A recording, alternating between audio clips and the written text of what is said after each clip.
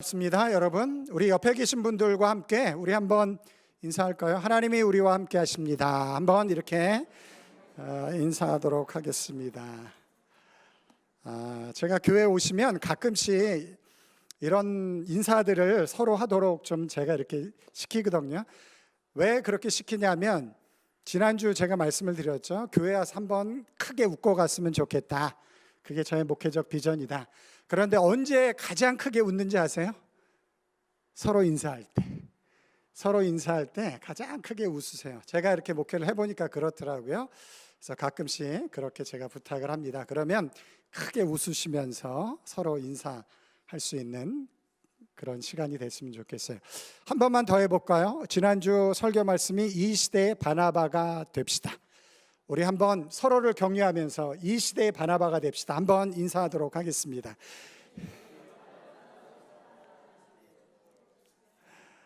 네, 감사합니다.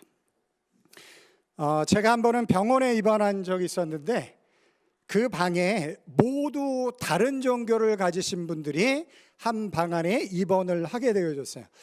이런 일이 쉽지 않을 것 같은데 그런 일들이 이제 제가 입원했을 때 일어났습니다.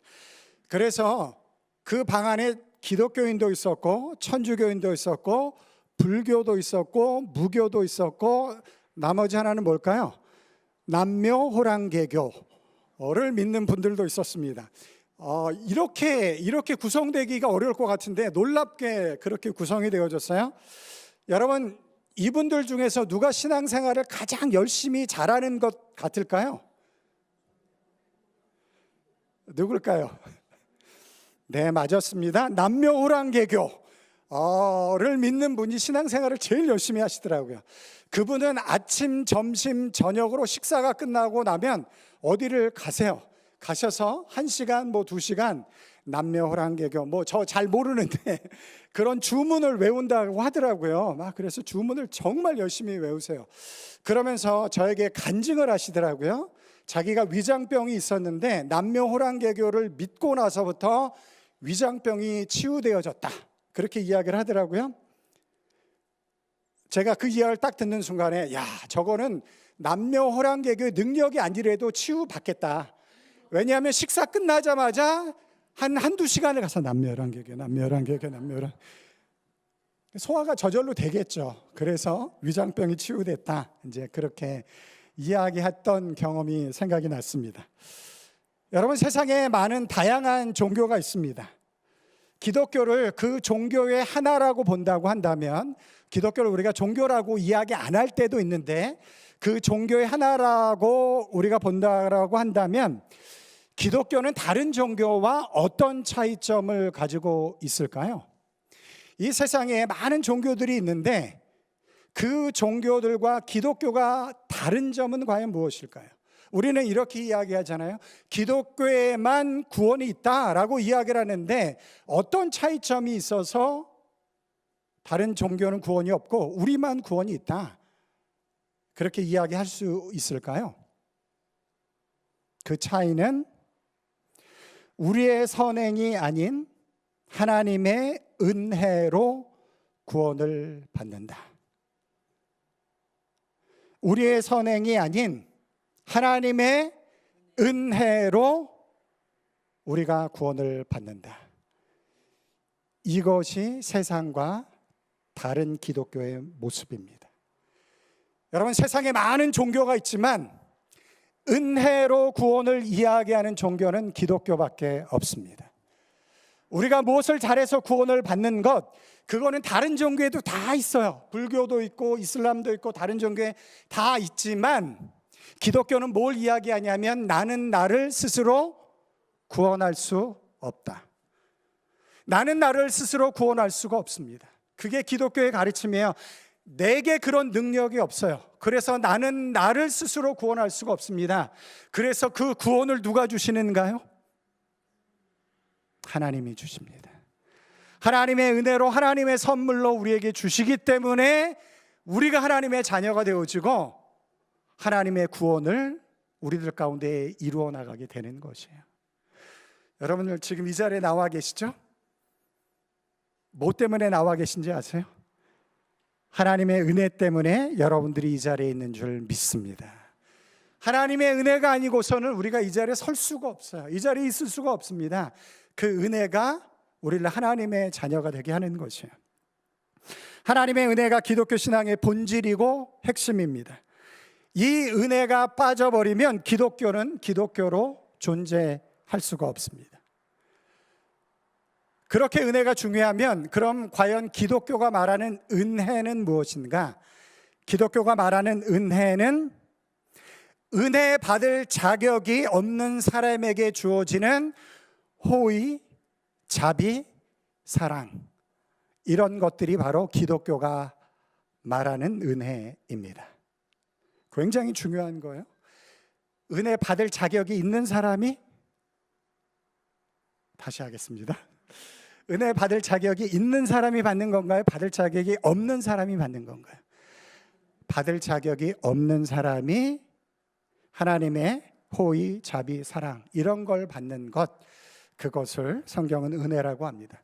로마서 5장 8절 말씀을 보시면 이런 말씀이 기록되어져 있어요. 우리 다 같이 한번 읽어보겠습니다. 시작. 우리가 아직 죄인 되었을 때에 그리스도께서 우리를 위하여 죽으심으로 하나님께서 우리에 대한 자기의 사랑을 확증하셨느니라. 그리스도께서 우리를 위해서 죽으셨습니다. 하나님의 사랑을 그렇게 보여주셨어요. 그런데 그때 우리의 조건이 뭐였죠? 말씀을 다시 한번 보여주실래요? 그때 우리의 조건이 무엇이었죠? 그리스도께서 우리를 위해서 죽으셨으므로 하나님의 사랑이 어떤 것인지를 우리에게 보여주셨어요.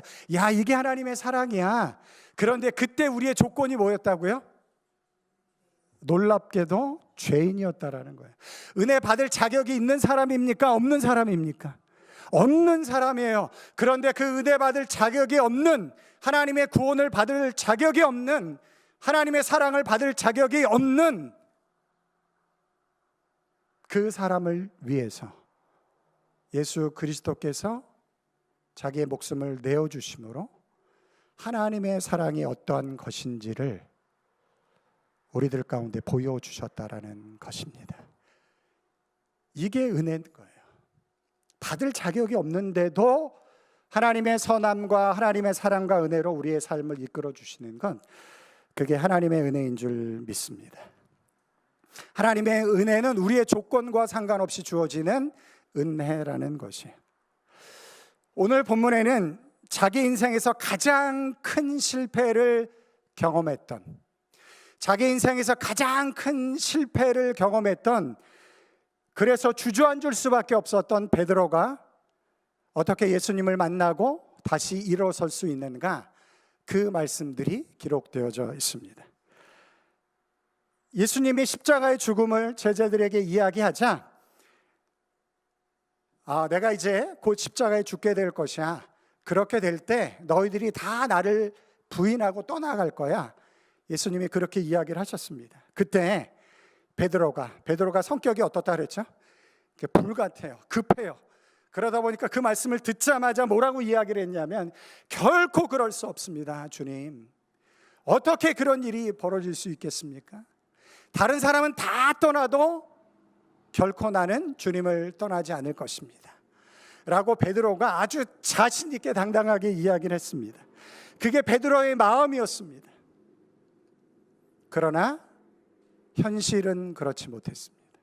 마음은 그랬는데 현실은 그렇지 못했어요. 예수님이 십자가에 죽게 되자 베드로는 예수님을 부인했습니다. 한 번이 아니고 3번씩이나 예수님을 부인했습니다. 마지막으로 부인할 때 성경은 그가 저주하며 예수님을 모른다라고, 예수님을 부인했다라고 그렇게 기록되어져 있습니다. 그리고 예수님이 말씀하신 것처럼 새벽 닭이 울기 시작을 했습니다. 그 닭 울음소리가 비수처럼 베드로의 마음을 찔렀습니다. 내가 지금 무슨 짓을 하고 있는 거지? 내가 그렇게 이야기했는데 결코 그런 일은 일어날 수 없습니다. 다른 사람은 다 떠나가도 나는 예수님 곁에 있겠습니다. 그렇게 호언장담했던 베드로가 무너지고 말았습니다. 그래서 마태복음에 보면 그가 밖에 나가 심히 통곡하였더라. 밖에 나가서 심히 통곡하였더라. 그렇게 말씀이 기록을 하고 있어요.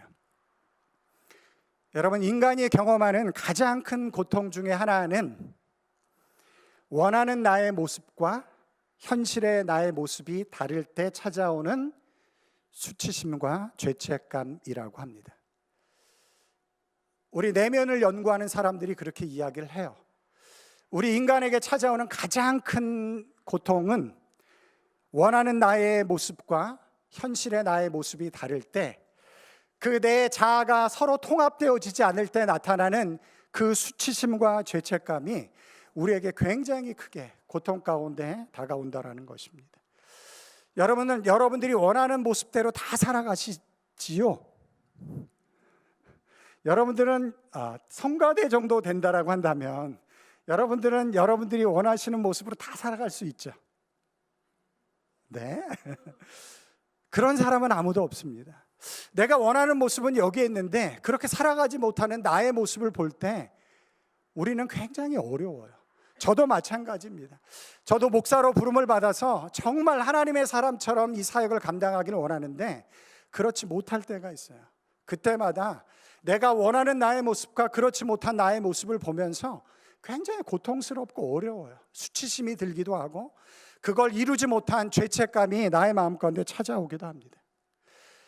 우울증에 빠진 사람들, 이런 성향을 가진 사람일 가능성이 굉장히 큽니다.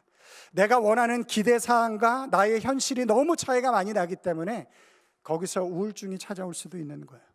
그리스도인들 중에 우울증을 경험하시는 사람들이 꽤 많다라고 해요. 그런데 그분들 중에서도 이런 성향을 가지신 분들이 있다라고 합니다. 특별히 그리스도인들에겐 그럴 수 있는 가능성이 있어요. 왜냐하면 우리는 하나님의 나라를 꿈꾸는 사람들이에요. 하나님의 구원을 꿈꾸는 사람들입니다. 하나님의 역사를 꿈꿔요. 그런데 우리에게 주어진 현실이 그렇지 않아요. 그 간격 속에서 고통스러워요. 수치스럽기도 합니다. 죄책감을 느끼기도 하죠. 베드로에게 그 고통스러운 현실이 찾아왔어요. 원했던 것을 이루지 못한 자신의 모습을 보면서 베드로는 대단히 고통스러웠습니다. 그 고통 속에서 베드로는 이제 더 이상 예루살렘에 머물러 있을 수 없었고 예수님과 함께 꿈꿨던 모든 것들이 다 물거품이 되어버렸습니다. 그리고 그는 예전의 삶으로 다시 돌아갈 수밖에 없었어요. 촌구석 갈릴리의 어부로 다시 돌아갔습니다. 그렇게 그의 인생이 끝나는 것 같았어요. 그렇게 그의 인생이 끝나는 것 같았습니다. 바로 그때 부활하신 예수님이 베드로를 찾아오셨습니다. 할렐루야. 부활하신 예수님이 베드로를 찾아오셨습니다. 여러분, 왜 찾아오셨을까요? 왜 부활하신 예수님이 베드로를 찾아오셨을까요? 그를 정죄하고 비판하기 위해서 찾아오셨을까요? 아닙니다. 그의 실패를 다시 한번 환기시키기 위해서, 지적하기 위해서 예수님이 베드로를 찾아오셨을까요? 아닙니다. 그를 치유하고 회복시키기 위해서, 그리고 새로운 꿈과 사명을 주시기 위해서 예수님이, 부활하신 주님께서 베드로를 찾아오셨습니다. 제가 여쭤볼게요. 이게 은혜인가요? 아닌가요? 은혜인 것이죠. 베드로에게 은혜가 임했습니다. 그리고 베드로가 새 사람이 되었습니다. 그렇게 은혜가 우리 안에 역사하는 거예요. 은혜로 담겨져 있는 그 예수 그리스도의 복음이 우리를 새롭게 하는 것입니다. 교회 안에 은혜가 담겨질 때, 우리의 심령 안에 하나님의 은혜가 담겨질 때 우리 안에 놀라운 회복의 역사가 우리들 가운데 일어나는 것을 믿습니다. 그 은혜가 복음의 능력이기 때문에, 우리는 우리를 스스로 구원할 수 없기 때문에 하나님의 은혜가 필요한 존재입니다. 그 은혜를 위해서 예수 그리스도께서 베드로를 찾아오셨고, 그 찾아오심이 은혜가 되어져서 베드로의 삶을 고치고 회복시키시는 하나님의 놀라운 역사를 이루어냈습니다. 그 과정을 제가 세 가지로 한번 이야기해 볼게요. 첫 번째는 다시 찾아오신 예수님. 한번 다 같이 읽어보겠습니다. 시작. 다시 찾아오신 예수님. 이 제목에서 가장 중요한 단어가 뭘까요? 다 중요한데 여기서 중요한 게 뭐예요? 다시 찾아오신 예수님.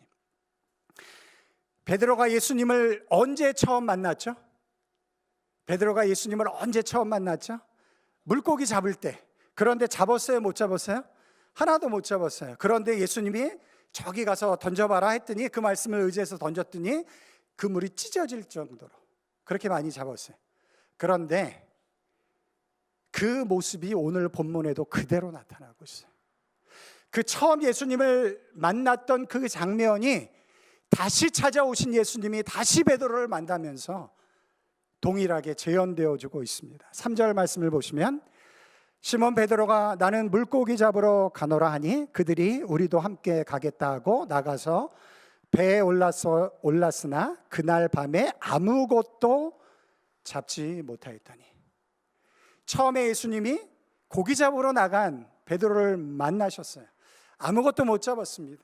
그런데 다시 찾아오신 예수님이 베드로를 만날 때 동일한 현장 속에서 만나게 되어져요.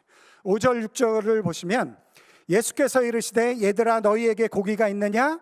대답하되 없나이다. 이르시되 그물을 배 오른편에 던지라.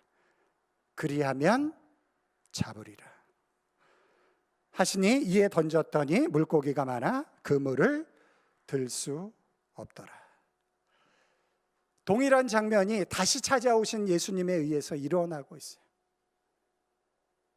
왜 이때 찾아오셨을까요? 저는 그렇게 생각을 합니다. 처음 만났던 베드로, 그러나 3년 반 동안 예수님을 쫓아다니면서 예수님의 제자로서 살아왔지만, 그러나 이 마지막 실패가 결국은 그를 원점으로 돌려놓은 거예요. 원래의 자리로 가게 했던 거예요. 그런데 그 원점으로, 원래의 자리로 갔던 베드로를 예수님이 책망하지 않으시고 다시 그 자리로 찾아가셔서 다시 베드로를 부르기 시작을 했습니다. 저도 가끔 살다 보면, 사역하다 보면 실패할 때가 있어요. 그때마다 제가 붙잡고 승리하는, 붙잡고 이겨내는 말씀이 있습니다. 시편 37편 24절 말씀인데 우리 다 같이 한번 읽어볼까요? 시작. 그는 넘어지나 아주 엎드러지지 아니함은 여호와께서 그의 손으로 붙드심이라. 저는 이 말씀 너무 좋아해요. 저도 넘어지거든요. 저도 실패하기도 하거든요. 그러나 그때마다 제가 기억하는 것이 있습니다. 그는 넘어지나 저도 넘어질 수 있어요. 여러분들도 넘어질 수 있습니다.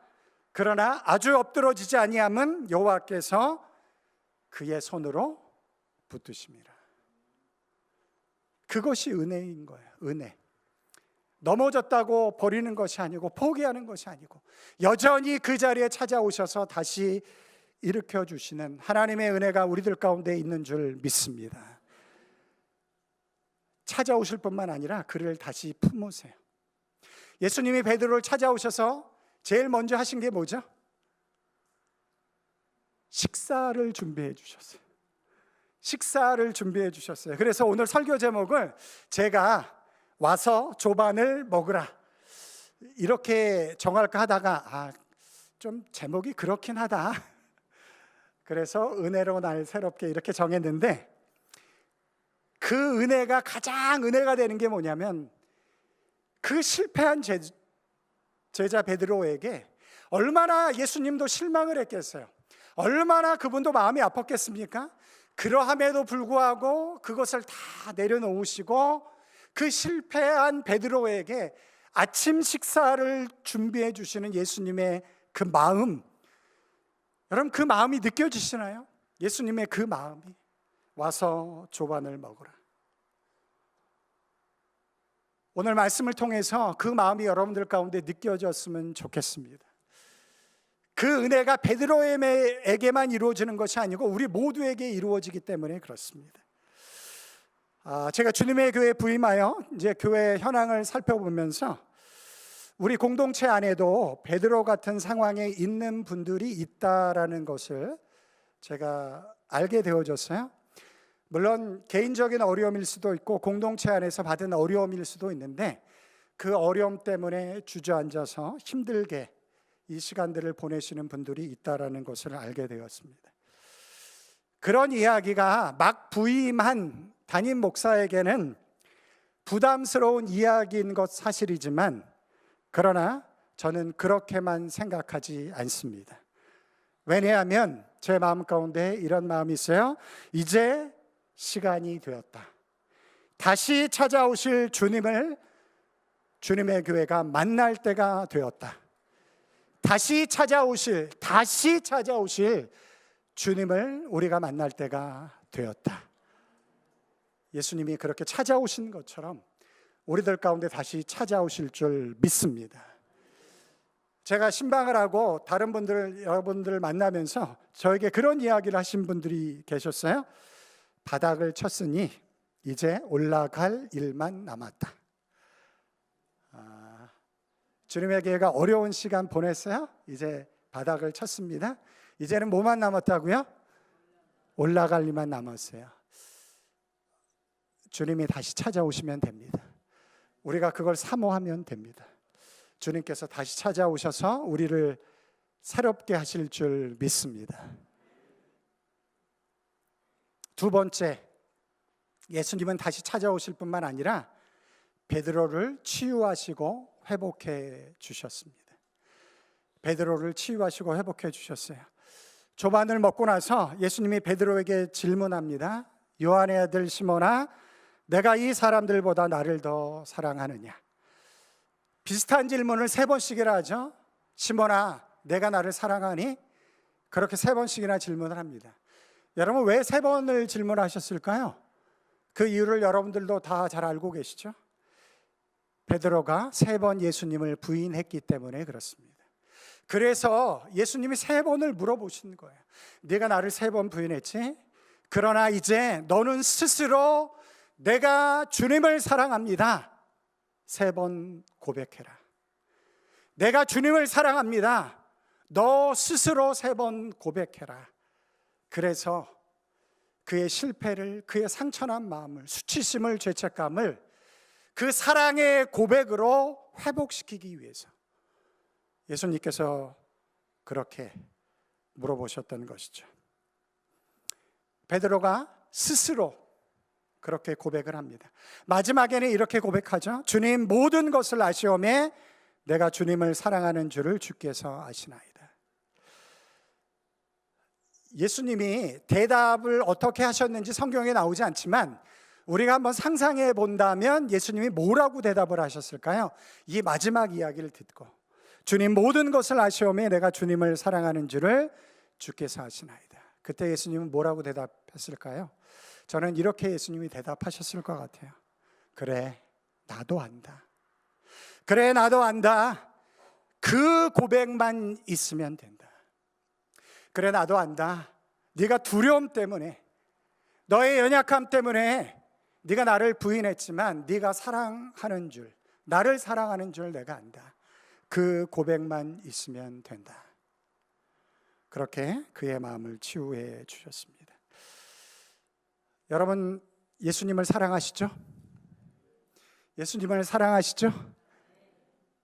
그 사랑이, 그 사랑의 고백이, 그리고 그 마음을 가지고 이 자리에 와서 주님을 찾을 때 하나님이 우리를 치유하시고 회복하시는 하나님의 놀라운 역사가 우리들 가운데 이루어질 줄 믿습니다. 하나님이 그걸 기뻐하시기 때문에, 예수님이 그걸 원하시기 때문에 그렇습니다. 그리고 예수님이 여기서 끝나지 않고 한 단계 더 나아가요. 그리고 베드로에게 새로운 사명을 주십니다. 베드로를 치유하시고 회복하신 예수님은 그에게 부탁하는 말씀을 연이어 하세요.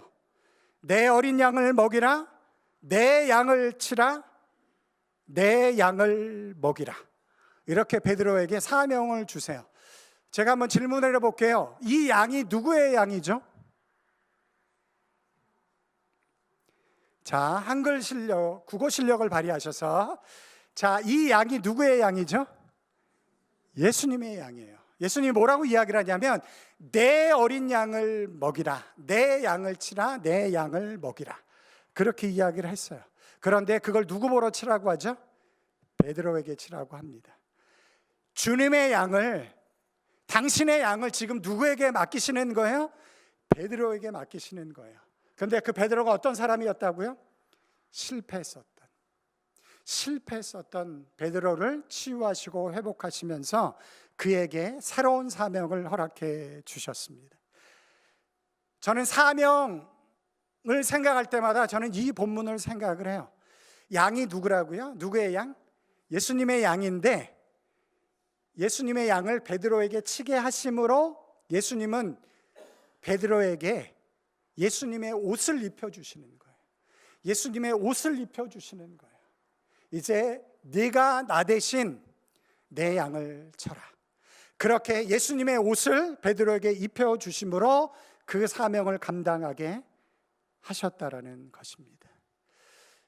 여러분, 내년도 이제 새해가 밝아오면서 교회에서 여러 가지 맡겨진 일들을 감당할 사람들이 필요합니다. 여러분들 가운데 그런 사명자로서의 의식이 좀 있었으면 좋겠어요.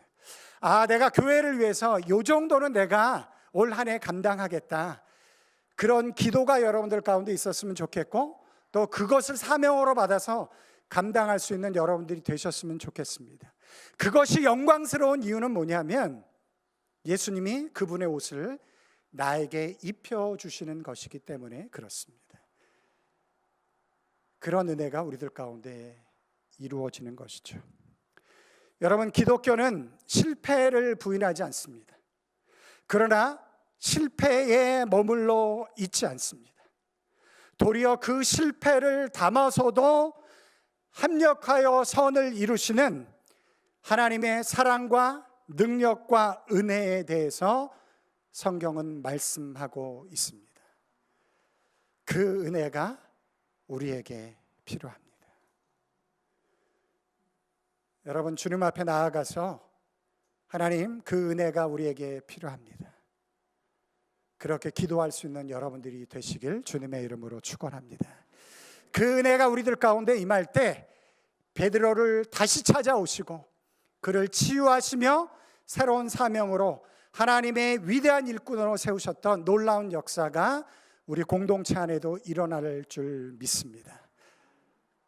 그런 2025년 새해가 되길 여러분들이 사모하는 마음으로 기도해 주시길 간절히 부탁드리겠습니다.